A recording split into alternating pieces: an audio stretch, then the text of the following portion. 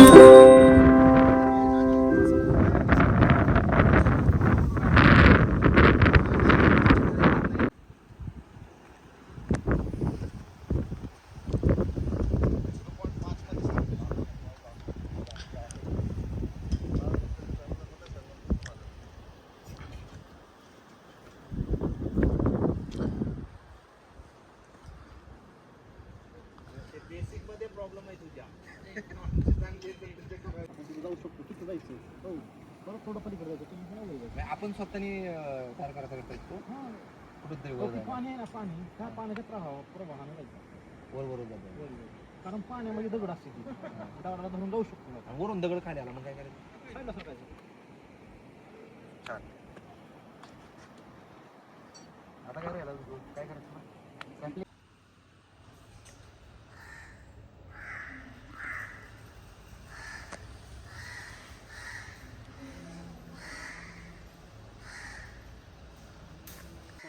इथली वस्तू पहिली इथून सुरुवात. म्हणजे मंदिराचा इतिहास काय आणि वरती जे मंदिर आहे तिथं आलं ते ऐतिहासिक आलं.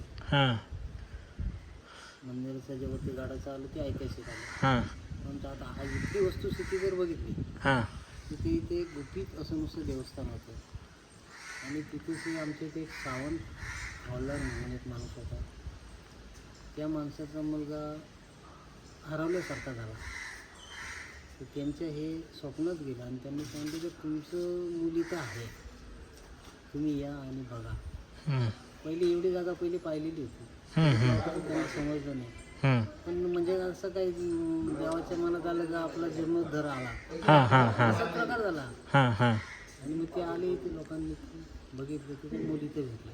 तिथून एक छोटंसं मंदिर झालं. मंदिरांच्या नंतर त्याची उभारणी वाढत गेली आणि आता पाहिजे तेवढा मोठा जीर्णोद्धार झाला. नाही ठीक आहे. मंदिराचा पण मग इथून जर तुम्ही आता वर जर गेले गोरख मच्छिंद्र दुसरी गोष्ट असं का इथे तिथेच एक सप्ताह होतो वरती वरती. हां हां तर ते साताऱ्याची मंडळी असतात. हं. तर हा माई महिन्याच्या पौर्णिमेला सप्ताह इथला होतो. त्याच्या अगोदर माई महिना निघल्यावर पहिलं 7 दिवसाचं सप्ताह वरती गोरक्षनाथांचं पण मंदिर आहे का ते? हा तिथं तिथं महादेवाची मूर्ती दिसली, पिंड दिसली. महादेवाचं याचा अर्थच नाथ. हां हां हां, त्यांचंच रूप ते. हा काय तर ते मग ते इथं कधी आले होते का गोरक्षनाथ, कुठे? म्हणजे वरती गडावर? नाही असं नाही. मग आता मी तुम्हाला सांगितलं, आता तेव्हाच तर तो तेवढा प्रकार तर आपण सांगू शकत नाही.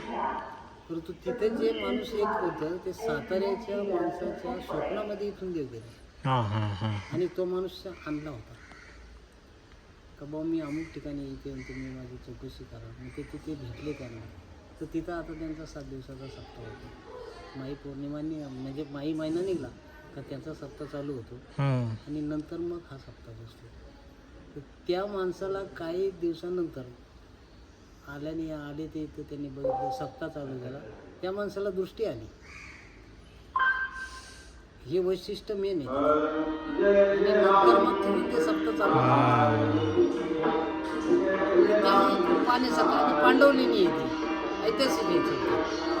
चालतंय, चला. मांडापर्यंत गेलो होय होय वरती जाऊन आलो. होय अजून 2-3 ठिकाणी पाहिजे होतं तिथं जायला भेटलं का? होय होय होय. ते मामा भाषेची लढाई ते एवढं काय नाही बघितलं. तिथे एक स्वरूप आहे.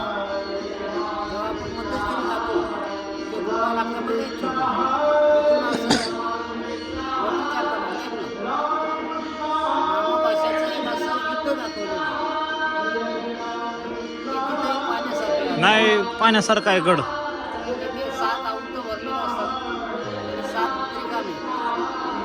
जे रिकामे आहेत ते रिकामे आहेत आणि जे भरलेले आहेत ते उन्हाळी पाऊस भरलेले आणि रिकामे ते पाऊस झाल्यामुळे रिकामे आणि उन्हाळी. चालतंय. आम्ही आलतो धाराशिववरून, तुळजापूर तालुक्याकडून. चला.